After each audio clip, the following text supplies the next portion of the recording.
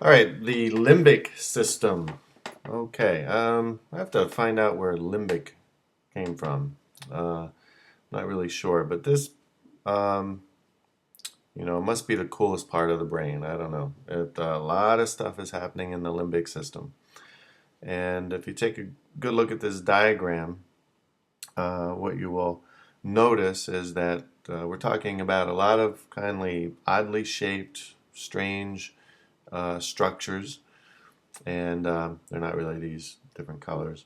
Um, and they, um, they are, well, as I mentioned in part one, the limbic system would be the second kind of oldest part of the brain in terms of how the brain has evolved over time.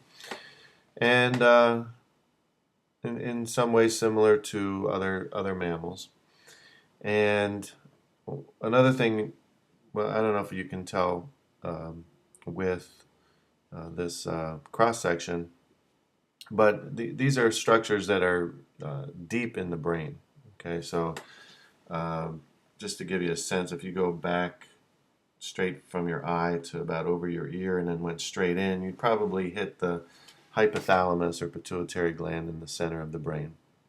All right, so the limbic system is a collection of nervous or collection of structures.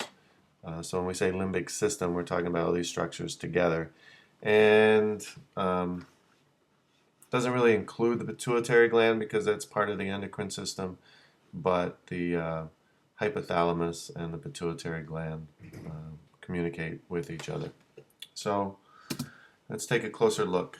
So we have the amygdala, okay, and these are on either side of the brain. Um, they're like an almond. So if you remember what an almond looks like, uh, they say lima beans here, but that's about the same size as an almond.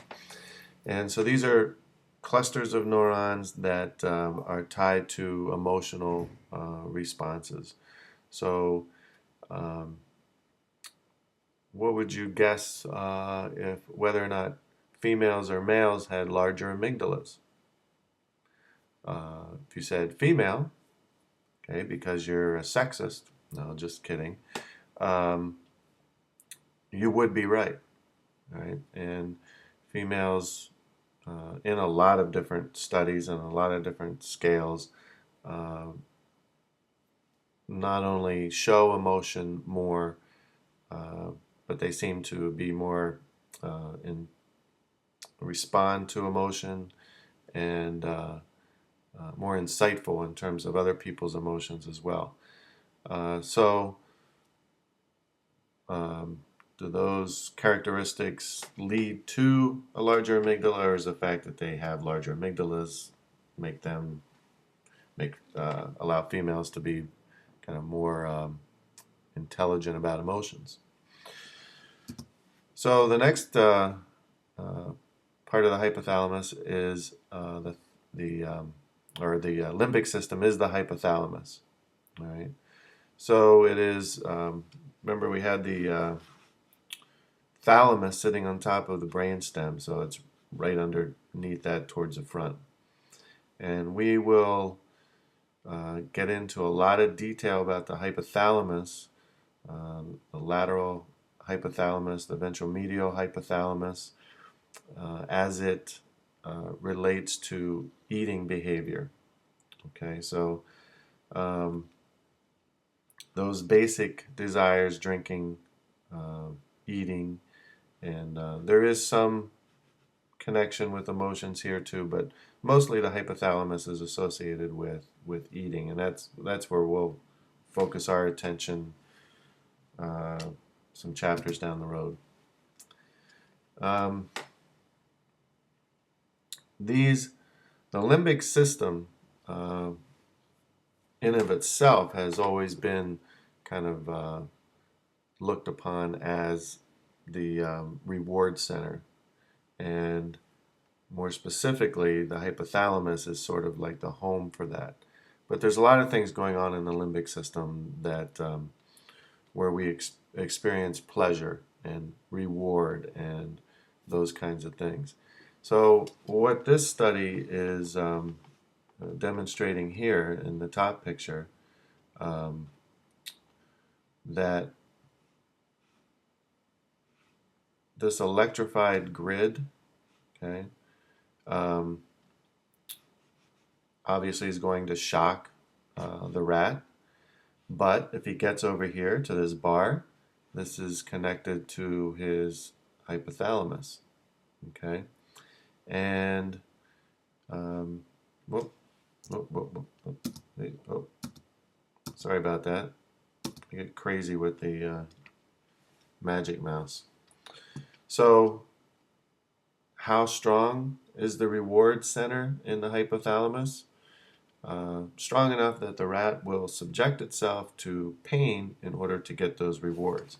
Now, this has some significance when we start to try to understand addiction and why people seemingly will do unreasonable things in order to get some sort of pleasure, whether it comes from eating, whether it comes from sex, whether it comes from drugs.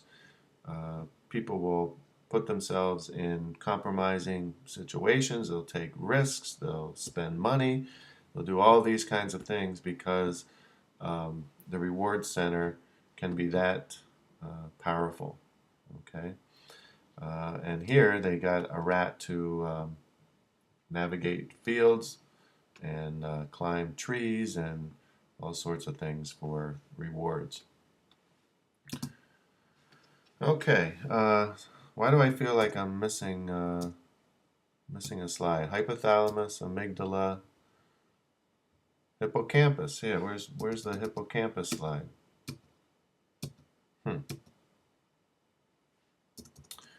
Okay, well let's just go back to the first one. The hippocampus is responsible for memory. So when we have a chapter on memory, and the hippocampus is necessary to when you have a new experience or getting new information to be able to process that from short-term memory into long-term memory. Okay, so we'll talk more about that process: short-term memory, long-term memory, working memory, all those kinds of things. But without it, memories have a difficulty being formed. Okay, so that's the limbic system.